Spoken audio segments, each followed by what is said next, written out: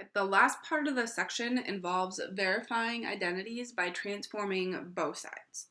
So in our previous examples, we were only transforming the one side, but there are occasions where both sides are really complex. So sometimes it's easier to transform both sides at the same time until we get a statement where they end up being the same. Now, a couple of things to keep in mind when we're doing this is you have to think of each side of the equal sign as its own expression, and you are only simplifying that side. So we are not allowed to move things across the equal sign at all. And that's because our properties of equality, so our solving rules, don't apply because we haven't verified that they're actually equal. Now, a couple other things to keep in mind, which we just want to keep in mind anyways when we are simplifying.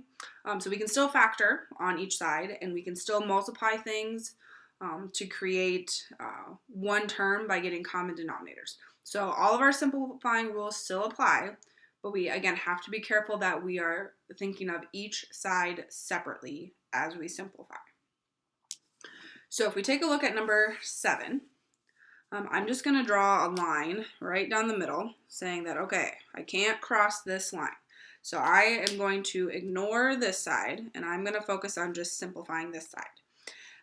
And we can simplify as far as we want, or we can maybe go a couple steps and then switch to the other side and start simplifying.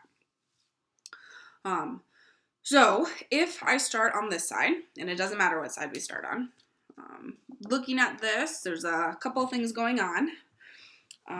So I'm going to use the reciprocal rule to rewrite this as 1 over sine squared theta, and then minus, and then I'm using the quotient rule to simplify this into cosine squared theta over sine squared theta.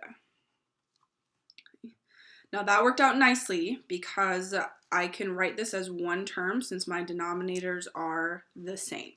So I have 1 minus cosine squared theta over sine squared theta. And this is a Pythagorean identity. So again, if I subtract the cosine over, I am left with sine squared. So I'm going to replace the numerator with sine squared theta and then over sine squared theta. And if it helps, sometimes it's helpful to put your equal sign there so you can remember which pieces belong together. And then anytime we divide something by itself, we end up with 1. Okay, so I'm just going to extend this bar down. Okay, so simplifying on this side. So looking at it, I think it's going to be pretty easy because I can just use my reciprocal rule to rewrite cotangent into 1 over tangent theta. And then it's still times tangent theta.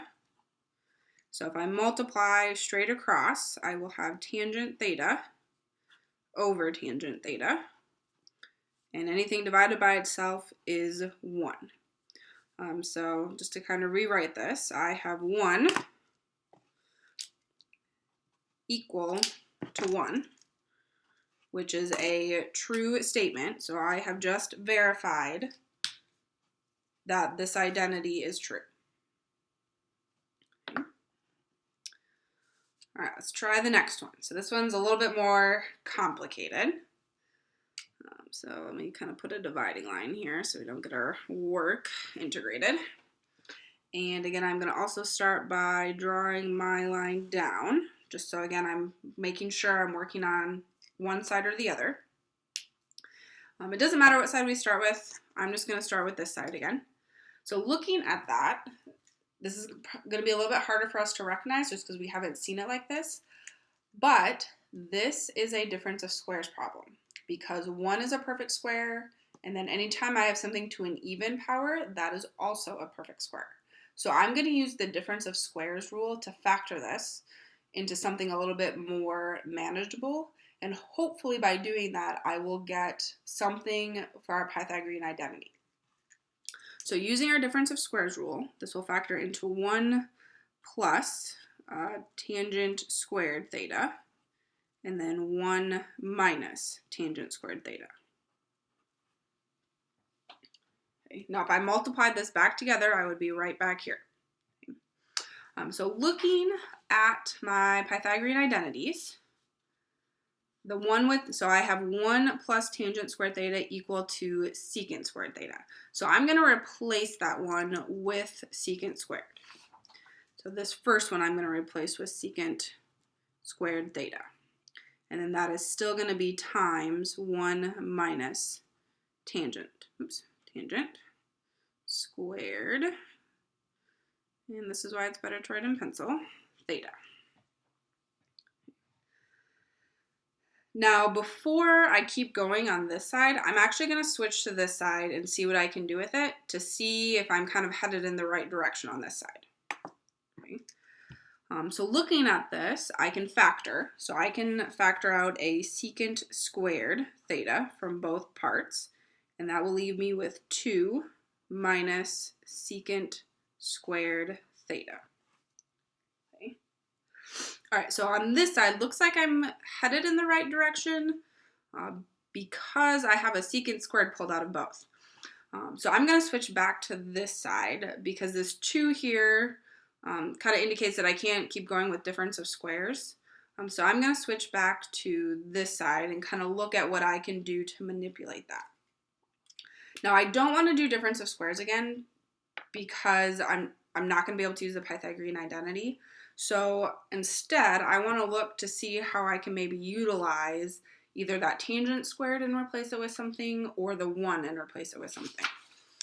So looking at this, my tangent squared, if I subtract the 1 over, that would be alone. And then it's kind of starting to look like this side. So I'm going to replace this tangent squared with secant squared and then minus the 1. So this part stays the same, so secant squared theta. And I'm going to switch to a bracket. So within that, I still have this group, so I'm going to have 1 and then minus, and then I'm replacing the tangent with that secant squared theta minus 1. Okay, and I didn't need that parenthesis, so you can just ignore that. So now what I need to do is distribute this negative in. So we're going to distribute that in. So secant squared theta. So the 1, and then I'm going to have minus secant squared theta, and then plus 1. All right, so now, again, this is looking really good for us because if I combine those ones together, I now have a 2, and we are subtracting that secant squared theta. So I'm going to do that. So secant squared theta, which is 2, and then minus secant squared theta. Okay. So looking at this, I have the same thing on both sides. So I'm just going to kind of down here rewrite it. So secant squared theta, 2 minus secant squared theta. And that is going to be equal to this part that we already simplified. So secant squared theta, 2 minus secant squared theta. Okay. So I just verified that the identity is equal. So sometimes when you are simplifying either side, you'll have more steps on one side than you do the other. So if that happens, that's perfectly fine and will probably happen most of the time. And this is also going to conclude this section.